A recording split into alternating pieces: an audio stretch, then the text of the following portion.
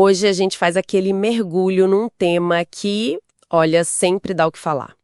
Ufologia. Sempre, né? E a nossa bússola aqui vai ser uma análise focada nos textos de uma publicação bem específica, lá dos anos 80. Ufologia, suplemento de Clempius, número 61. Exato, de 1980. A ideia é explorar como essa fonte mostra as diferentes lentes, né, para encarar os OVNIs naquela época. Ciência, esoterismo, até religião.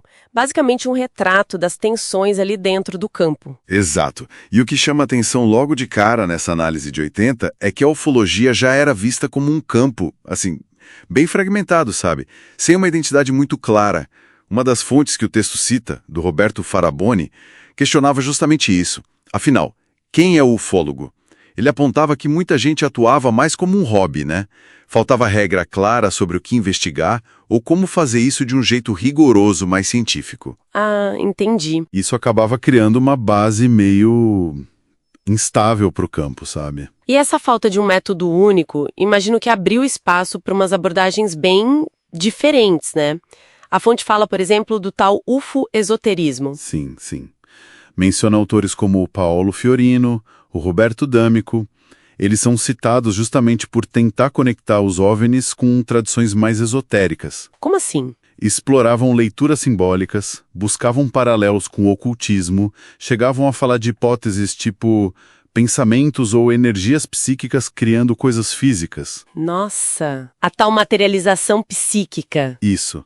Era uma tentativa, né, de dar um outro sentido para os fenômenos, mas que se afastava bastante do método científico mais convencional. Uma fusão meio ciência, meio misticismo, então. Exatamente. Mas o texto também aponta para outra direção, né? Uma bem oposta, quase teológica. Completamente oposta.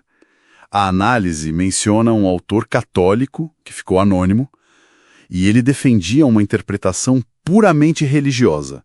Os discos voadores seriam manifestações demoníacas, ponto. Direto, assim. Direto. Para esse autor, qualquer outra explicação científica ou mesmo outras visões espirituais, tipo anjos, sei lá, tudo descartado. Era o dogma teológico específico dele. Caramba! E como que isso bateu na comunidade ufológica da época? Imagino que uma visão tão fechada assim gerou reação. Com certeza.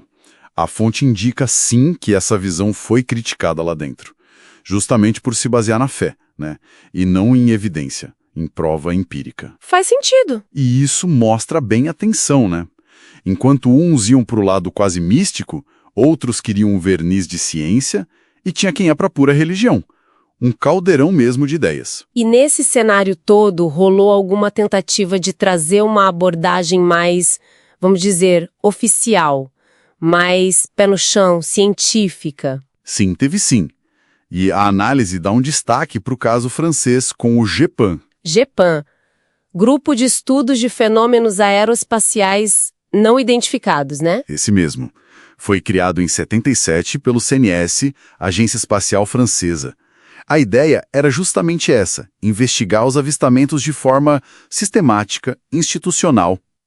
Parecia um passo importante para dar mais credibilidade científica para o tema. Parecia, mas pelo jeito não foi tão simples assim. A fonte também mostra críticas a essa iniciativa, é isso? Exatamente. Mesmo essa tentativa de colocar ordem na casa, de institucionalizar, foi alvo de críticas internas. Autores como Gerard Bartel, Jacques Brucker, Michel Monnery são citados na análise levantando preocupações sobre a metodologia do GEPAN. Que tipo de preocupação? Apontavam para possíveis falhas, sabe? Tipo, conclusões talvez um pouco apressadas em alguns relatórios e uma tendência a não explorar tão a fundo as explicações convencionais para certos casos, coisas que poderiam ser, sei lá, fenômenos naturais, balões. Entendi.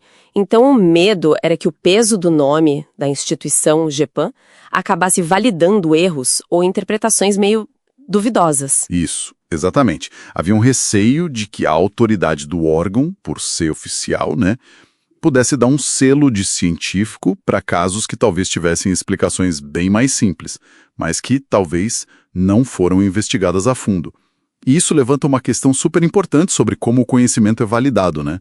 Principalmente nessas áreas que ficam no limite da ciência que a gente conhece.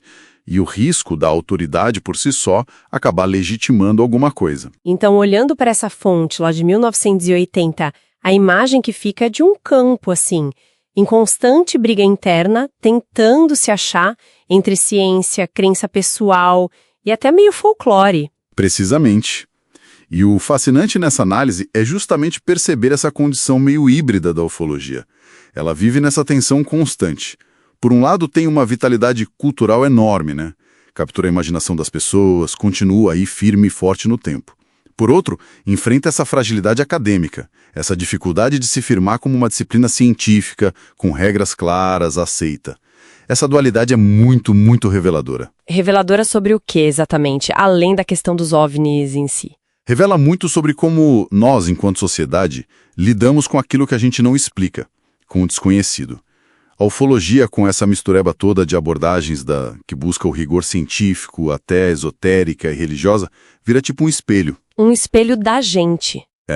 Um espelho da nossa própria tensão entre querer respostas racionais, lógicas, e a força que a crença, o mito, tem na gente. Por isso que estudar isso, mesmo olhando para uma fonte de 40 anos atrás, nos diz muito sobre sociologia, antropologia, até história das ideias. Não é só sobre disquinho voador. Faz todo sentido. E puxa uma reflexão final, né? Se um mesmo fenômeno, luzes estranhas no céu, relatos de contatos, essas coisas, pode ao mesmo tempo inspirar investigações que buscam dados, métodos, quase ciência pura, e no outro extremo, gerar interpretações sobre demônios ou energias cósmicas vindas de outras dimensões.